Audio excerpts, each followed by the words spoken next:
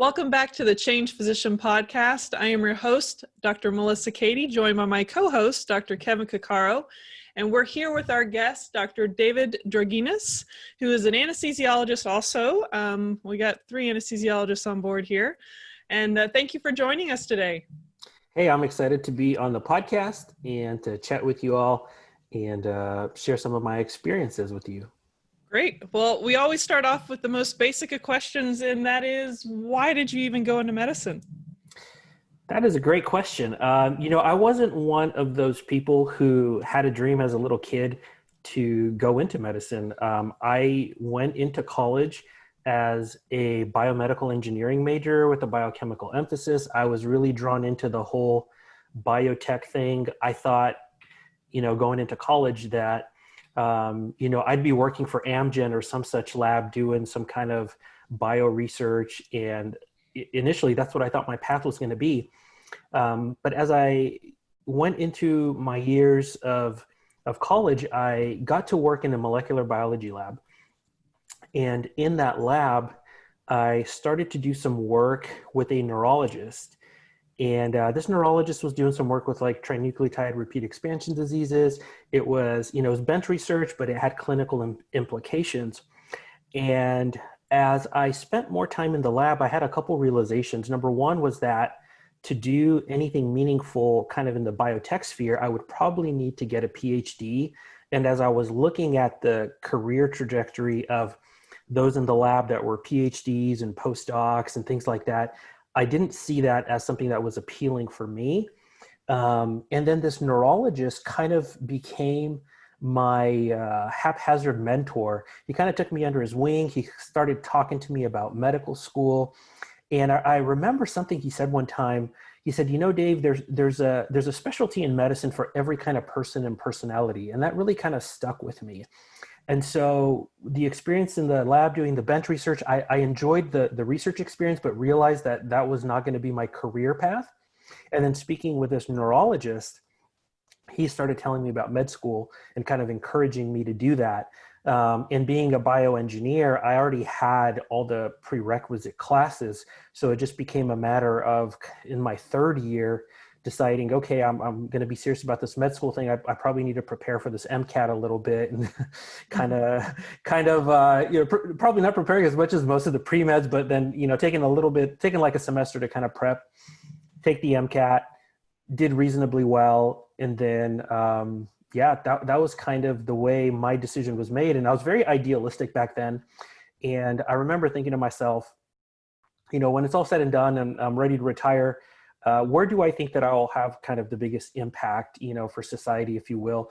And I thought that medicine would be that place. And of course, I had no idea of specialty that I was going to choose or any of that kind of stuff. But that is kind of how it all unfurled for me.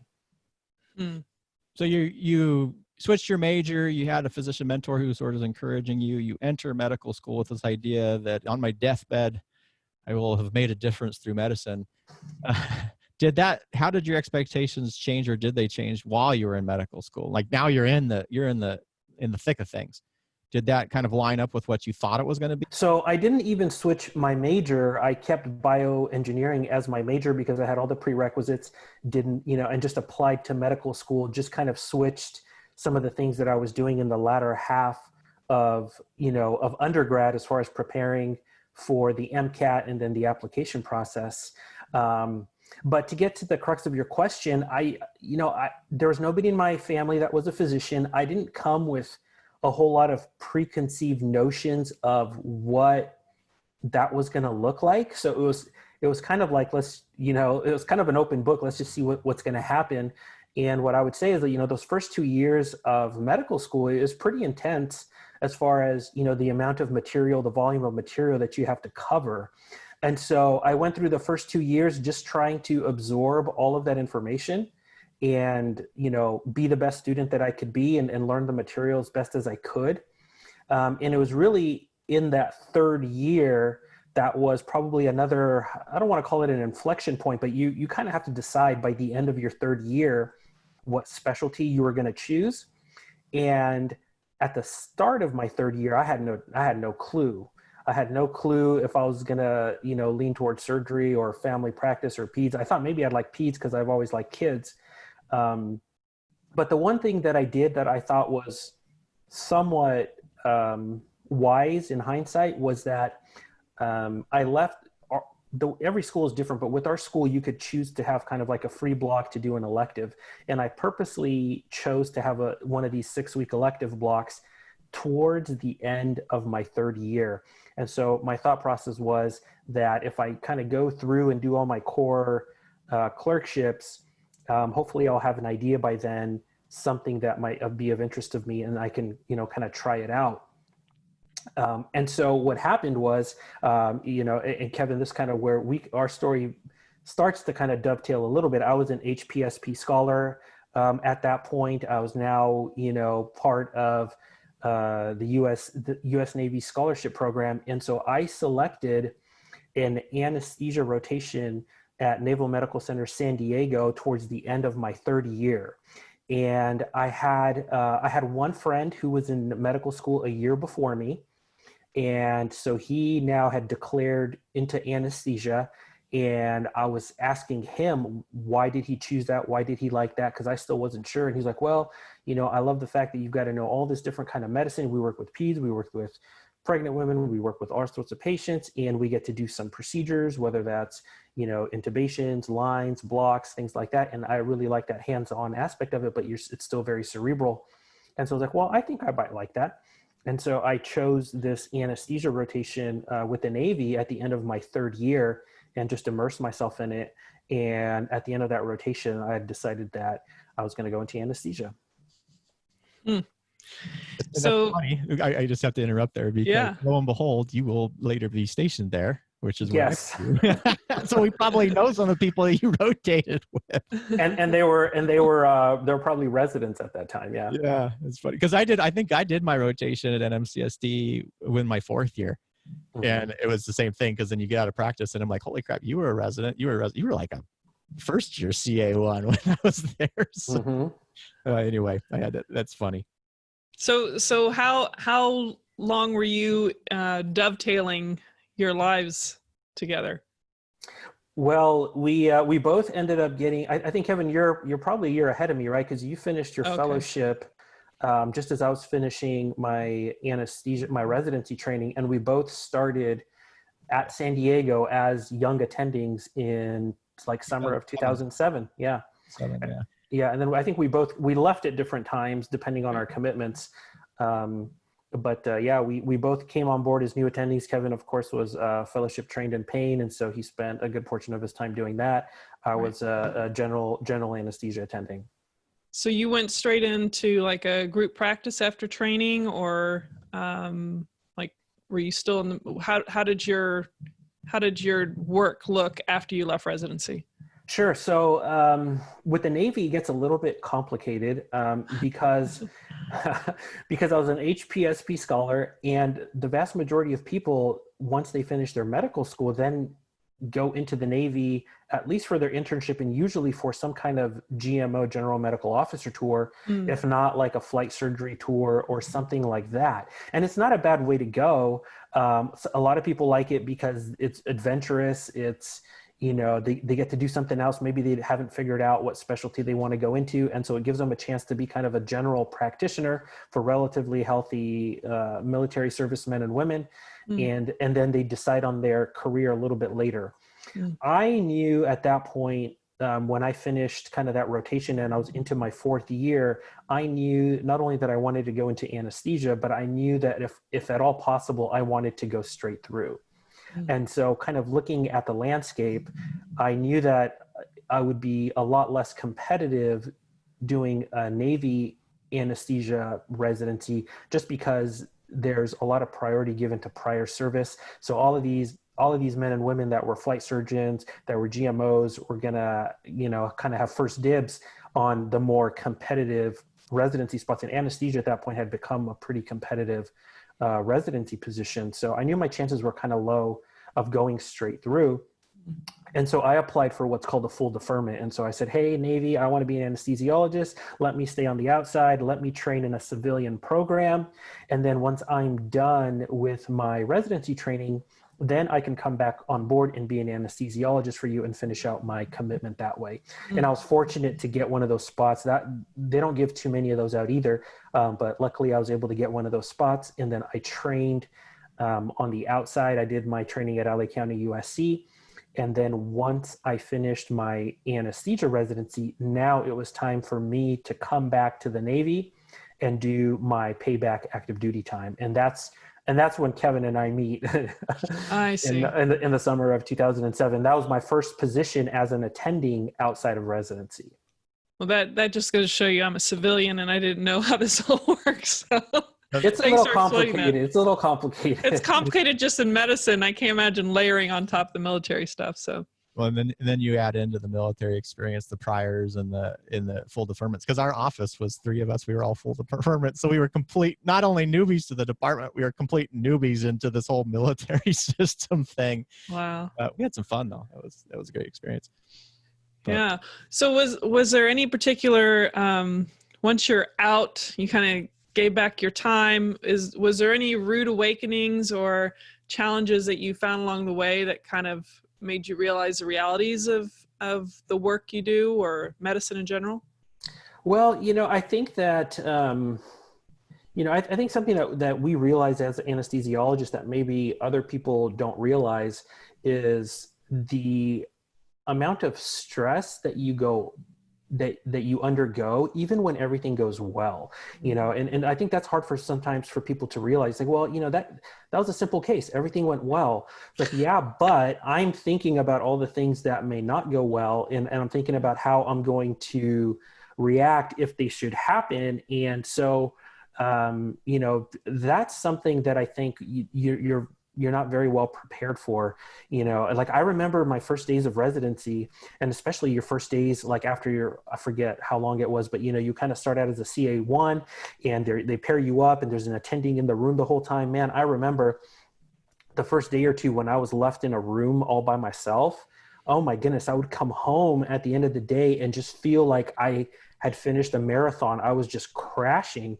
And it's because of, and that was in days when, there were normal days. And I think that's what it is. If you're a semi-conscientious person, when you're thinking, you realize that you have somebody's life in your hands. Mm-hmm. And the magnitude of that, when you're training and even when you're not training, because like you said, stuff can happen at any time, but having that weight on you, that's something that, you're, I think, ill prepared for if you're going into this field. Yeah, there is a certain sense of, I think we normalize the stress. I think I recognize that same thing when I would go on vacation. Mm-hmm. And the night before I'd get this sense of like, I wouldn't say fully nauseating, but this sense of like, oh, you just know that you're going to be at it again. And it's almost a sense of, because you have to have so much vigilance and it uses up so much energy, but it's so invisible to everyone around you. Even today, I was thinking, I have a patient who I'm doing a deep extubation on because they have some things done on their face and I don't want blood or anything. Mm-hmm. And then they're trying to clean them up in the middle of me trying to like do this, and I tell them, don't do that. Yeah, and I'm don't like, touch the patient. Yeah, and then I just turn around to grab something, and the whole room has no idea that this person, for that just split second, is probably obstructing, and it's like they don't have a clue on this idea that they're not breathing effectively. I mean, just because the pulse ox is still fine. Yeah. So, I mean, there's so much that we think about and are trying to anticipate and don't want laryngospasms. And there's so much stuff that, because it goes well, mm-hmm. It's probably because you put all that energy into preparing and being, trying to avoid those issues. But I completely agree that there's, we've made it so good for so many that it gets, overlooked and unappreciated. When things don't go bad, people don't realize how much went into it. Yeah, for sure. Yeah. So with that, then, I mean, you're in a stressful specialty that everybody else doesn't think is so stressful, that you're hyper vigilant all the time, that when you leave and you go home, even if it was a quote unquote good day, you want to crash. Then you decide to start a podcast. So yeah. Well, you know what it is, and I realized this of myself early on. I've always had other interests, and one thing that I try to highlight with Doctors Unbound, with my podcast, is that we as physicians are three-dimensional people. We have other interests, we have other things going on. We have other things that we excel at, and I've always had kind of these other interests, these other passions, things that I've wanted to get into. And so for me to feel fulfilled, whatever level that is, I don't know if professional, semi-professional, entrepreneurial, whatever you want to call it, it's just something that I had to explore.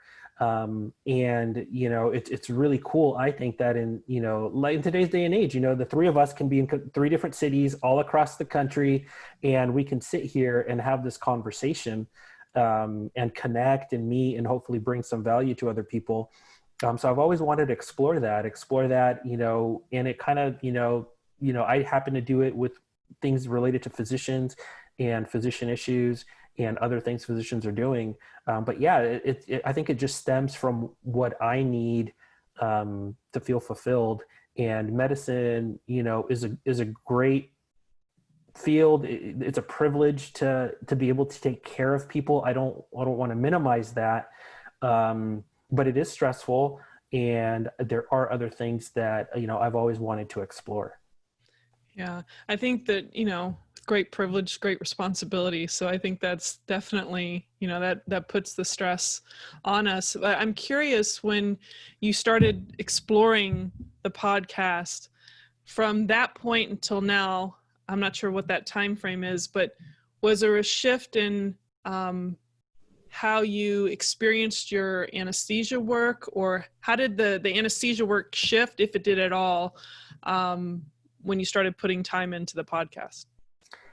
I'm not sure if there's a shift with the anesthesia work, but I think it's just a shift of me and my thinking, and the things that I found are important, I think I've mentioned this one other time. I think the seed was kind of planted with Dr. Cuccaro, because at some point when I was leaving the Navy, he mentioned the 4-hour work week.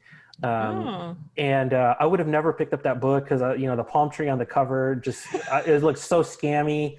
I hadn't heard of Tim Ferriss. I didn't know who it was. So I would have never picked up that book by myself. And he's like, dude, just forget the cover. Just read the book. That sounds like Kevin. And I'm glad he told me that, because I read that book and I finished it pretty quickly. And I was like, and it really opened my eyes to this, to this idea of utilizing the internet, and scaling something. And then I started thinking about, how can I apply that, within the things that I know and I'm good at, kind of stacking these skills. And it started, the initial foray into this kind of world was a website that was kind of informational for patients. And it was just like a buddy and I noticed that we'd get a lot of patients come into for surgery who were super scared about anesthesia. And a lot of times there's the things that they were scared about, were things that could have probably been alleviated with a little bit better information. Mm-hmm. And, I would ask them, they'd had their, elective surgery planned for a couple of weeks. They're like, yeah, I haven't been able to sleep for the last week or so. I've just been worried about this. And I'm like, well, what have you done? Like, well, I would Google this and I'd Google that. And so I started Googling those topics and realizing there was just a bunch of crappy information out there. And so a friend and I got together, said, well, let's create a website, from anesthesiologists, with informational things about anesthesia, its side effects, things like that. And so that was the first foray into this thing. And it was very scary to think that, what was the world going to think? What were my partners going to think? What would other anesthesiologists think? And a lot of that is in our head. So if anybody's listening and they've got an idea of a project or something, I would just say, just do it, because a lot of the limiting beliefs are in your head. And, a lot of the more senior people in my group, when they found out about it, because we didn't just broadcast it, we kind of figured we would, do it and didn't ask for forgiveness later, so to speak. But a lot of people were like, dude, good job. I've always thought about something like that, but I never got past the idea phase. So that's kind of been on the back burner. A lot of times I don't actively maintain it or anything like that, but it was important because it kind of gave me permission to do something online. It took away some of the fear. If you haven't done something yet, I think especially as physicians, we want something to be perfect before we show it to the world. And you just can't do that in business, in entrepreneurship, in podcasting. And I remember my first couple episodes of my podcast, 2017, I recorded it. I had my wife listen to them before I hit publish, and she's like, "You're not very good." And I appreciated that honesty because she was right. I wasn't very good. But you know what? My response was, yes, but I'm going to get better. And I knew that if I put in, 20 episodes, that at 20 episodes, I would see significant improvement. And, and now we're over 100 episodes, been going for 3 years strong, and I've missed one Monday in almost 3 years. And it's been one of the most fulfilling things for me because I get to connect with people like you. I've connected with over 100 physicians and other professionals in the healthcare space. And I've learned one or two nuggets at least from every person that I've interviewed. And those things kind of stick with you. So even beyond what the podcast has done for other physicians, and what potential it has as far as, monetization or brand or what have you, I know it has changed me in a much better way. And I'm so thankful for that. Yeah. And I want to touch on that because we're in this sort of crisis, this physician burnout crisis thing. And one of the things, the purposes for the Change Physician is there's so many people going, I should never have gone into medical school. I've never should have been a doctor. I shouldn't have gone to medical school. This was such an awful choice. And I would challenge that and say, well, what we need to be doing is just thinking differently about how you can apply this stuff. So how do you find fulfillment and meaning in your practice or life? You can either do it by optimizing your practice, or you can do it by optimizing your learning in another field, which you've done with Doctors Unbound, and I'd forgotten about Anesthesia Myths, but when you're starting with this stuff, it's because no one else can do what you've done with Doctors Unbound because they don't have the background that you have. And every physician out there, we have these unique backgrounds. We have a unique perspective based upon our training, and it's just neat to see that there's physicians that are leveraging this. And so for you, I was kind of, how have you balanced this? You've had this fulfilling podcast on the side you've been just so consistent and so persistent with that. What we didn't talk about was, I think you have four kids, right? And they're all under the age of what again? They're all 7 and under. Okay, so 4 kids under the age of 7. So when you started this podcast, they were 4 and under, and I think there was at least one that was. I think we had 1 or 2, I think, back then. 2. Yeah. So then how did you balance the element? Because you're in anesthesia, and then you're starting this podcast in which you are consistent and very persistent with your publication schedule. Plus you have all these little people, and I know the people are listening is like, I only have a toddler, and how are you saying I do this stuff? How did you balance those issues? So there's a couple of things, and it boils down to people and systems. And the number one person is my wife. She realized that this was something that was important for me professionally, fulfillment wise, and all that kind of stuff. And if she wasn't on board with it, then it wouldn't have been possible because I wouldn't sacrifice that relationship. But she's been incredibly supportive. Like right now, today I've got a lineup of a couple podcasts and an important phone call, and she understands that, I need this time. And so she's, taking care of the kids and making sure they're not coming knocking on my door and all that kind of stuff.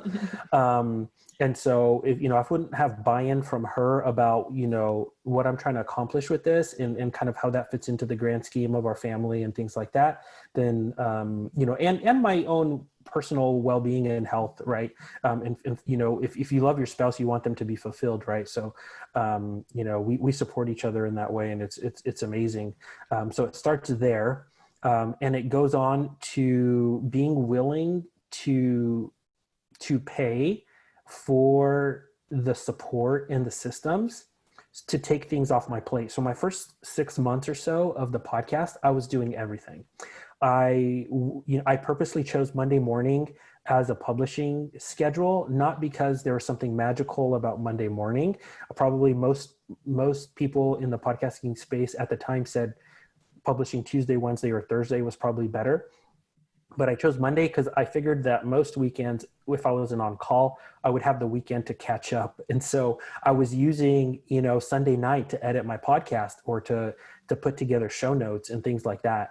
And after doing that for about 6 months, I could see the kind of toll it was taking, on my personal time, on my family time. And I was like, am I willing to put some money into this to make sure that I'm progressing and putting out something of quality, and then using that time to have more time with my family? And so everything, I tell people everything is a trade-off. You might be at a point in your career, if you're earlier on, if you're a med student or something like that, where you don't have the money, but you have, the time. Maybe not when you're a med student, maybe before that, but where you just have to put in the time, because you can find a lot of stuff online. You can teach yourself to do almost anything. The question is it worth your time? And with a anesthesiologist's, salary and what I can earn doing an extra case or something like that, what is my time worth is a different conversation now versus, when I was a medical student. And then also with a family, like you said, with young kids, what is that time worth? So I was willing to hire people to now take the editing off my plate, to take the show notes off my plate, to take all of the other things off my plate that I knew I would not be able to be consistent if I didn't find help. And so you have to kind of be realistic with yourself. I think there was some benefit in doing it all myself early, because I can appreciate what it takes. And I know enough of it. Like if there's an emergency, I can do it myself. And I can value that service a little bit better.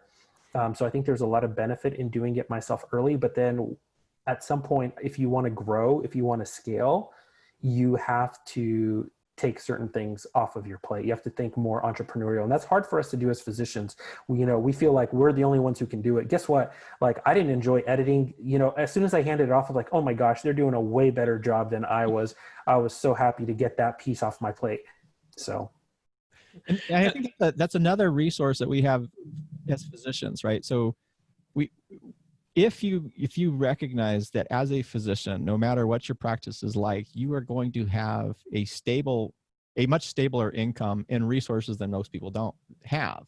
You can explore these side projects, do what you did, where you kind of immerse yourself in it, see if it's something that you enjoy, but then you have the resources then to invest in to give you your time back. And I do think that's an important consideration, because there are few professions that have really the income that a physician, the lowest paying physician, we'll assume pediatrics, who sometimes are under $100,000, but that's still better than most Americans. Mm-hmm. And if you kind of allow yourself to see that as a funding stream now, to start bankrolling these side projects that are providing you fulfillment, that you maybe are leveraging new learning with, and it changes your perspective then on your practice. So I'd be curious, has your podcast then changed how you see your anesthesia practice? I think it's changed certain elements of it. For example, I hope I'm a better communicator, having talked to so many people. So, as you both know, as anesthesiologists, a lot of times we have a very short amount of time to connect with a patient, to put their fears at ease, to answer their questions, and really, really make that connection. So I think from that sense, podcasting has definitely been, has been very, very helpful.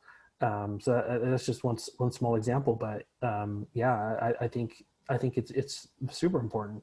Well, I think that the other part I was trying to get at with that is we oftentimes will feel trapped because we're physicians, like there's nothing else that we can do, that the only answer that we have is the traditional practice, where we're submitted to the whims of administration or the healthcare system, the big monsters there. But I guess the perspective fish I was kind of wondering about is, as you have put this time in, and you've put a significant degree of time, you started in 2017, mm-hmm. We're 3 years into this, or 2.5 years into this thing. And so that's a big chunk of time, but it's not 10 years of necessarily medical training. And as your podcast has become more and more successful, has that provided you, do you feel more or less trapped then by your physician degree? I guess that's what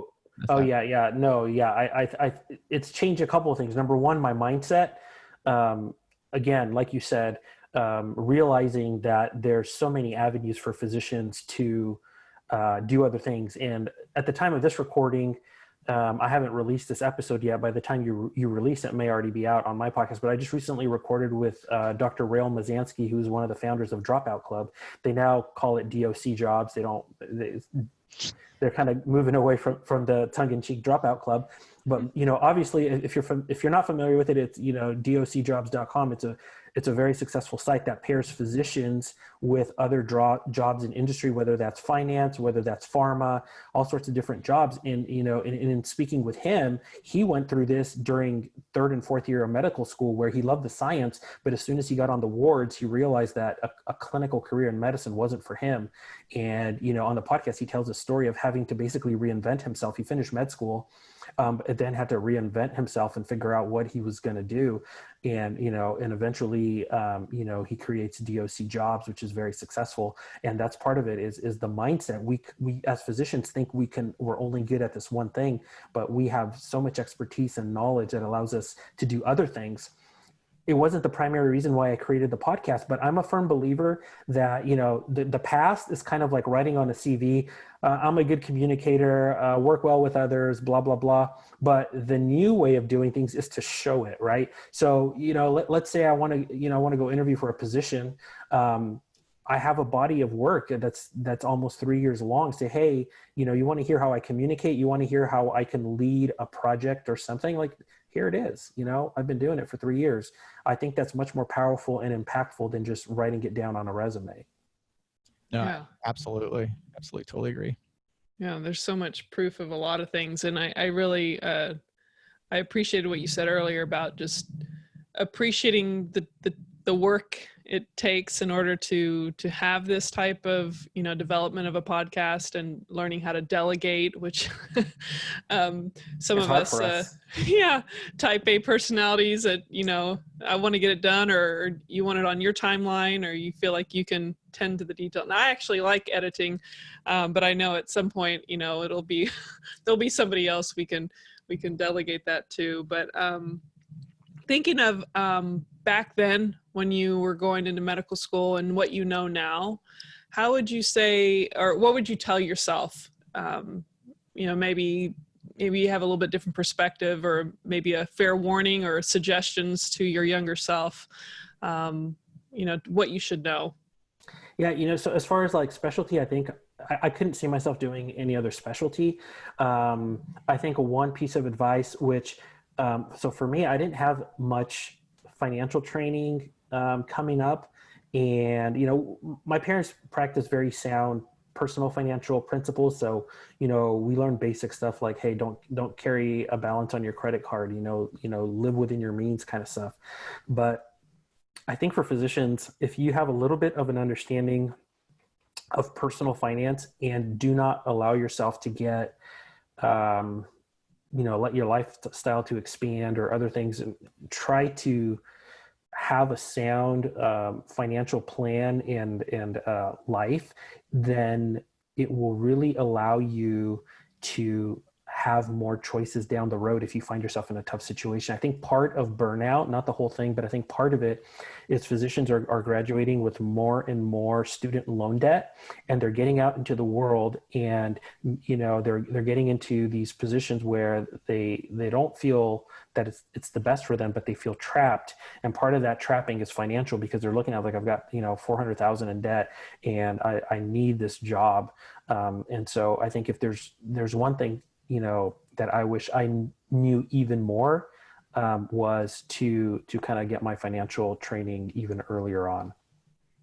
Yeah, I think a lot of us are missing certain key features in our medical education, finances being a big one.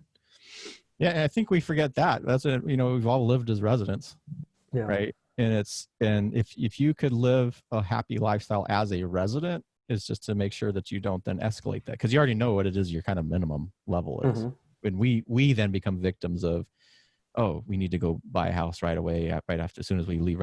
And some of us were guilty of doing that stuff. But anyway, I think that's a great perspective. So I got a question for you, though, as we kind of wrap this interview up. And if you're reflecting then back on your physician journey, and we know there are a lot of different books and resources, and I know you read a lot and you've read a lot of different things, but thinking about someone who may be new to this, a physician who may be struggling with deciding what to do or feeling trapped in their practice, is there a specific book or resource that you would recommend to them to read? Sure. And, a lot of people, subscribe by Rich Dad, Poor Dad or Cashflow Quadrant. And I read those a long time ago. And, the book that I'm going to recommend, I think, kind of expounds a lot upon, the cash flow quadrant type stuff. And it dovetails to the previous question, which is, are financial literacy and physicians having much more control of their finances and being in a much better financial position? But there's a book by MJ DeMarco. He has two that I'm aware of. The first one is The Millionaire Fast Lane. Again, scammy title, but it was really a very good book. And then he has a second one, which I think goes into his theory on, on entrepreneurship, if you will, in a lot more detail. And it's called Unscripted. And it's a pretty long book.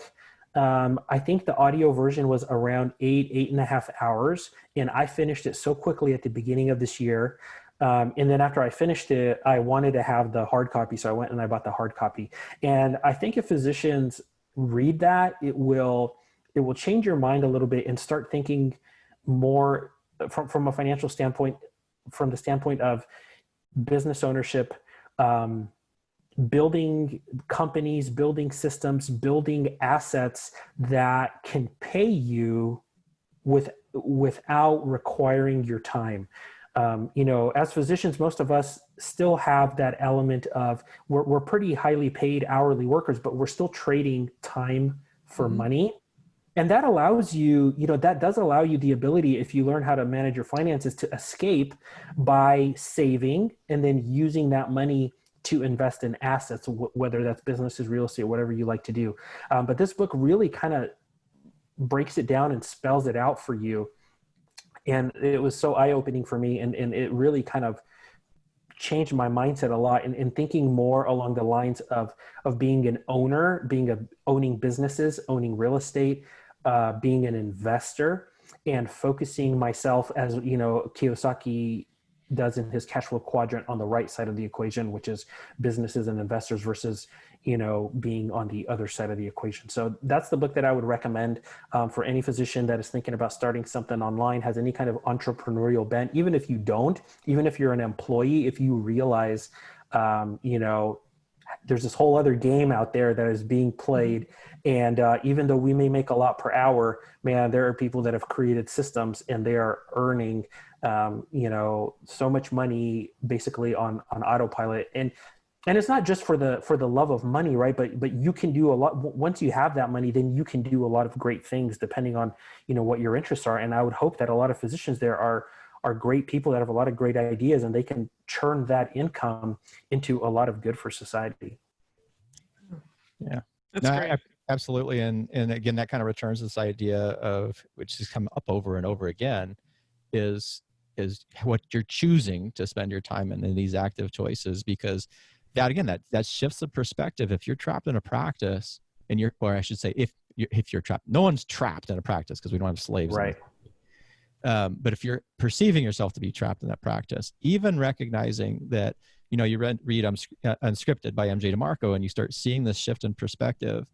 Now you may be going that same practice every day, but then if you're redirecting that income stream in a way that makes sense to you, and you can see that you're investing in assets that changes the dynamic of the work environment. It changes that perception again, because now you're not necessarily trapped per se. Instead, you are using that practice to create a different income stream, and that perspective shift can be huge from a stress standpoint. So you've mentioned that book to me a couple of different times here, and I'm going to go buy it today, because every time you say it, I'm like, God, I got to buy that book if Dave is recommending it. But that's Unscripted, so I will be purchasing that today.